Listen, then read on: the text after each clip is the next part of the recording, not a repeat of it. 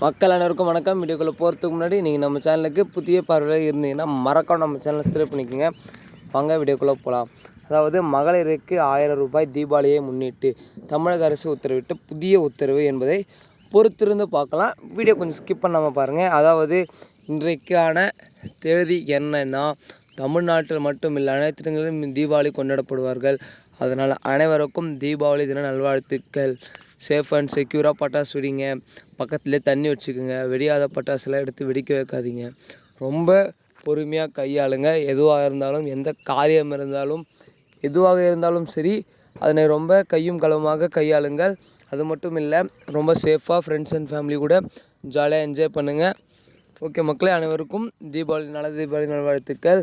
அதாவது தீபாவளியை முன்னிட்டு தமிழக அரசு மகளிருக்கு மீண்டும் 1000 ரூபாய் போடுவார்களா அப்படின்ற ஒரு கேள்விக்குறி நிரம்பி இருக்குது. சர்ச்சை தகவல் ரொம்ப விரைவில் பரவின இருக்குது. இது உண்மையா பொய்யா என்பதை பொறுத்திருந்து பார்க்கலாம். அதாவது நமது தமிழக அரசு மாண்புமிகு M.K. ஸ்டாலின் முதலமைச்சர் அவர்கள் பார்த்திங்கன்னா ஆல்ரெடி மகளிர் உரிமை தொகைன்னு சொல்லிட்டு மாதம் 1000 ரூபாய் வழங்கி கொண்டிருக்கிறார். அது ஒரு சில பேருக்கு வரல. பட் நம் தமிழக அரசு பார்த்திங்கன்னா எப்பயும் பொங்கலுக்கு தான் பார்த்திங்கன்னா ஒரு அமௌண்ட்டு தருவாங்க. அதுக்கப்புறம் கரும்பு, பொங்கல், அரிசின்னு சொல்லிட்டு தமிழக தினத்தை முன்னிட்டு, அதாவது தமிழர்களின் பாரம்பரியத்தை முன்னிட்டு பொங்கல் என்று அனைவருக்கும் தருவார்கள். இது உங்கள் எல்லாருக்கும் தெரியும். பட் தீபாவளிக்கும் இந்த மாதிரி 1000 ரூபாய் கொடுத்தா கண்டிப்பாக யூஸ்ஃபுல்லாக இருக்கும் அனைத்து மக்களுக்கும். ஏன்னு கேட்டிங்கன்னா, அந்த ஒரு 1000 ரூபாய் வச்சு ஒரு கூட்டத்தில் ஒரு ஆயா சொல்லுவாங்க, சார் 1000 ரூபாய் வச்சு ஒரு மூக்குத்தி கூட போட முடியல சார், மூக்குத்தி மாடல் கூட வாங்க முடியல சார் அப்படின்னு சொல்லிட்டு அவங்க சொல்கிறது என்னமோ கரெக்டு தான்.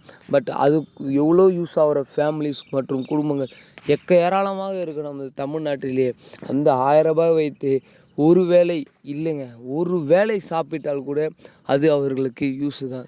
நீங்கள் ஏன் நகை நலைறீங்க? அதாவது இந்த சாப்பாடு கூட இல்லாமல் நிறைய பேர் இருக்காங்க. தங்கும் உடை இல்லாமல், இடம் இல்லாமல், உணவு இல்லாமல்னு சொல்லிட்டு அவங்களுக்கு போய் சேரட்டுமே.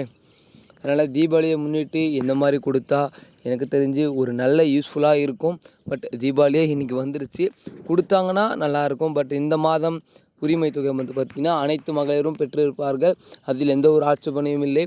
அது மட்டும் இல்லை, வருகிற சட்டமன்ற தேர்தல் வருவதால் அதில் வர முதலமைச்சர் ஜெயிச்சு இந்த நலத்திட்டத்தை மீண்டும் கொண்டு வந்தார் நன்றாக இருக்கும் என்று நான் நினைக்கிறேன். மக்கள் நீங்கள் என்ன நினைக்கிறீங்க?